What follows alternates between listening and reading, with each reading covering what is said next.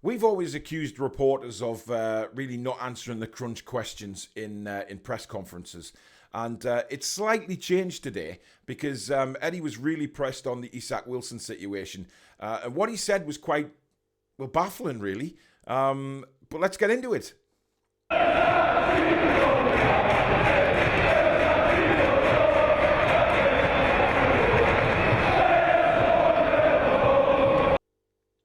Hi everybody, I'm Paul, back again, and just going through what Eddie Howe had to say this morning, and quite frankly, it's confused me, because he's turned around. We may as well dive straight into the Isak-Wilson situation first of all, and said that Alexander Isak isn't fit to play 90 minutes. Now, this worries me a little bit, because he's been back a long time since his injury, has Isak, and he's been on the bench a lot, he's come on a lot, and played cameo roles here and there, and done very well when he's come on, I have to say.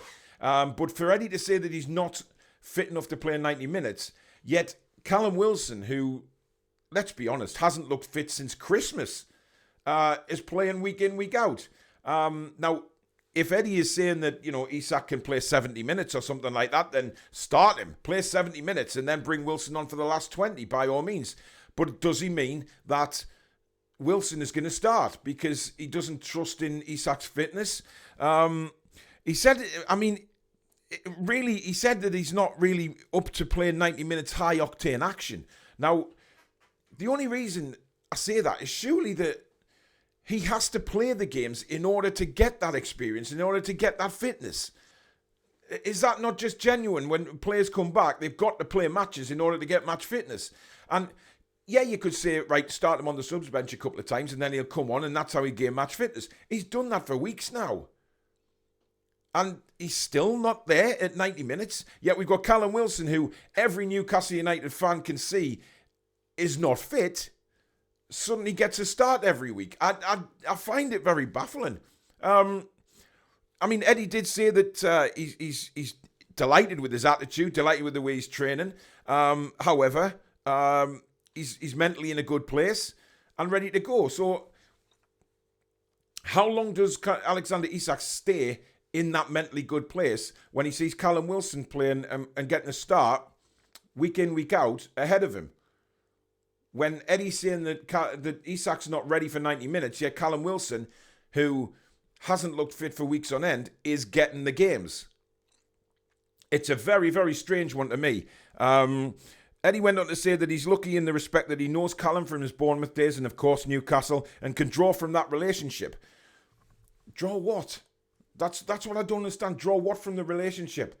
Just be honest with Callum Wilson and say, Callum, I'm resting you for a few games. You need to get your sharpness back, your fitness back. We'll play Alexander for a couple of games while you recuperate, get yourself pulled around because you're going to be a massive part of the rest of the season, which he went on to say. He said that Wilson's going to be a massive part for the rest of the season. So give him that opportunity to be that massive part by giving him a break, taking him out the firing line, because we've got a £60 million guy who's chomping at the bit to get in. Now, I'm not saying don't play Callum at all. If Callum comes on for the last 20 minutes, if Isak can't play 90 minutes, then fine, I'm open to that. But I really want to see Isak starting games, because the only way you're going to get match fitness is by playing games. And don't get me wrong, I bloody love Eddie Howe. I love the way he conducts himself. But I did find that answer a little bit strange this morning, given that Callum hasn't been very, very good since Christmas. And he did say it's a good thing, the fact that Callum is taking responsibility and full ownership for his performances, which tells me that Eddie knows that Callum's out of form. If he's saying there, if he's mentioning that he's happy that Callum is taking the opportunity to address his own performances, then I think Eddie knows that Callum hasn't been great. So, listen, it's up in the air who he's going to play, but let me know in the comments what you thought about that, because I found that answer very, very strange this morning. But again, everybody's got a different opinion, I suppose, so let me know what you guys think. Now, the rest of the press conference, he was asked about Fabian Schär, of course, who was left out last week due to the concussion protocol. And I've already had my feelings on that, said many, many times about the cup final. He should have been taken off. He did not know where the hell he was when he came back on that pitch, but that's water under the bridge now. He says, we hope Fabian Schär will be in the squad. He's trained well this week, so I'm pleased to see him back. We have a couple of knocks from the Man City game, but we hope it's nothing too serious. Now, of course, hopefully we'll see Fabian Schär back. A lot of people are swaying in between, is Lascelles going to start? Is Fabian going to start? And also the fact that Anthony Gordon hasn't been seen in training. So is he talking about Anthony Gordon when he says we've seen a couple of knocks from the Manchester City game? On the next two games, he said they're two big games because of where we're situated with the international break. We want to go into that break in a really good moment. We're determined to end this run of games in a confident way. And it would be fantastic if we can go into that international break later on this month with 2 wins. Beating Wolves on Sunday, beating Forest next week, and really put us in a good position to get that confidence and motivation back, morale back. I don't think it's all drained away, not by any chance. I think we've taken a little bit of a hit on it because we haven't been winning games. But the performances for me, they haven't been that bad.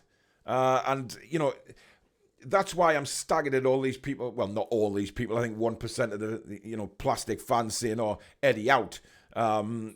He's got them playing brilliant football. And look, every manager in every club is going to make errors, right? They're going to make mistakes. And Eddie's not, free of that himself. But I just think the football we're playing and the season we've had has been absolutely incredible so far. And it can continue that way. We can finish very strongly. I really do believe that. Now, Eddie Howe said on Jacob Murphy, I think he's done very well off the bench this year, but that's not to say that's his sole role. He's done well when he's come on in the last few games, and that's not lost on me. He's pushing to start, and there's no doubt in his qualities. Now, that was very interesting because we have asked the question, we did ask the question earlier on in the week in the shows, would you start Murphy over Almiron? Now, we asked that mainly on the Fan Forum, and a lot of people said, yeah, they'd start Murphy. Now, the problem is Murphy has impressed coming off the bench in the past, and then when he started games, he's gone a little here, there, and everywhere and hasn't really performed. But considering, he came on in the cup final and he looked really good. Hit that shot towards the end, which just missed the corner. And then, of course, last week he came on against Man City, put 2 wonderful crosses in that nobody seemed to want to feed off. So is he saying that, he's going to start? I think he deserves to, if I'm openly honest. I think he's been playing better than Miggy. And he can only do that. He can only come on the pitch and perform. And then it's up to the manager then if the manager wants to play him. And I think he's got a good opportunity here to play Murphy tomorrow. Get some crosses into the box. And I think that's what he tells Jacob, because he plays him on the right side. He's right-footed, and Jacob Murphy always obliges when it comes to putting the ball into the box. Whatever you think about him, he's put some brilliant deliveries in lately. So for me, interesting to see if he starts. Now on the captain, Jamaal Lascelles, he said he's led by example on the training ground. I had no doubt he'd come in and do well at Manchester City because of what I've seen. He performed to a high level, and I'm pleased for him because he deserved that moment. I think he's in a really good place. Now, I have to commend Jamaal Lascelles, because if you listen to an interview from him after the City game, he said he's whether he's on the bench or he's in the starting lineup, he's part of the team. And he was very dignified with that and a positive answer, not complaining at all that he's been on the bench or anything like that. And when he's been called upon last week, he did very well. He did very well against Haaland, kept him quiet, very physical. Played some nice passes out of defence, which I've always been very critical of Jamaal Lascelles, because I don't believe he's the greatest passer of the ball. But last week at Man City, he put a few good ones over the top. Now, do I think he should start against Wolves? No. I think Fabian Schär deserves to come back into the team simply because of what he's done with Botman this season. Those two have an excellent partnership, and it seems a shame to break that up just because of Schär missing one game. I think Schär deserves to come back in because he's pivotal to us this season. The defending he's done, I think he's a far all-round better player than Jamaal Lascelles. That's not taking anything away from Jamaal. I'm just being openly honest. And Lascelles himself is very good at set pieces. That is where we could actually use Jamaal Lascelles, is set pieces. But again, it's the manager's decision. But I would put Schär back in simply because of what he's done for us this season. And the partnership he's got with Botman is pretty much second to none, and the record stands for itself. And finally, on the recent form, Eddie said through every season there are difficult moments and there are patches where you don't win the games that maybe you should. That's the time I believe you have to be really strong mentally and know it will change. And I think that's what Eddie drills into his players all the time, really. He knows that, he's been around long enough to know that, dips in form are practically very regular in football. We keep saying dip in form, but, we've still picked up points along the way of this little dip that we've had, which has been a positive. And the football still has been very good. I think the only bad game, really, was Bournemouth away, that I really don't think we passed the ball very well at all. The other games, including the cup final, I don't think we've played that badly. We've passed it around very nicely, and we've continued to play the football I think that Eddie Howe wants to play. But when it comes to the results, just because we've now lost 3 on the bounce, I think, pressure's there. I don't think, though, that the confidence is damaged in the dressing room by any stretch of the imagination. I really don't. We were 10 men against Liverpool and we performed very well and should have actually got something out of that game. And I think Eddie will be pressing to the players when he's, in training and watching videos and things like that. Look, you're doing the good things right, building up to the goal. We've got to get better in the final third. And once we're better in the final third, we will be fine. Goals will start coming again.